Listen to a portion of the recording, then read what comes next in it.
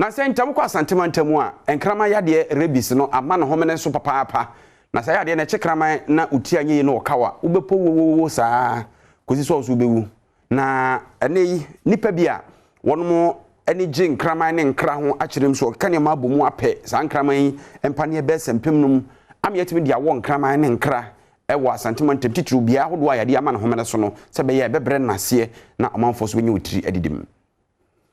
For that Empomodia no Asante mantamu ebo nyoso ewo kwaya enkrama yade rabies aba ne homene so enkrama wura no fakese no ano eku won no Asante mantamu. We've written to the Veterinary Services Division so that at least all the dogs will be vaccinated. Other than that, the health system will see some of these cases very late. Rabies is said that when you get it, the fatality is very high.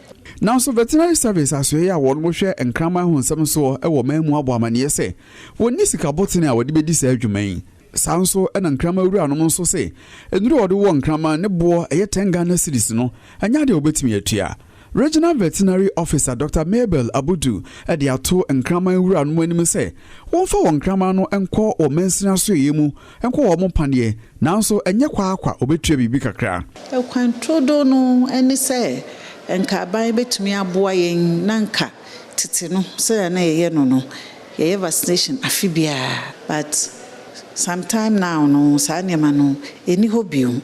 And I'm say I buy a besin coin and adding to me funding mass vaccination no into individually nana individuals nana a back clinics. I was any daswa any woman crama ura no mo and no more and this year be a one more young crama no don crama a boa man yes say wakika one say upper for tour at to Niro Makumako and Pimunum at the aqua a mensina hodua.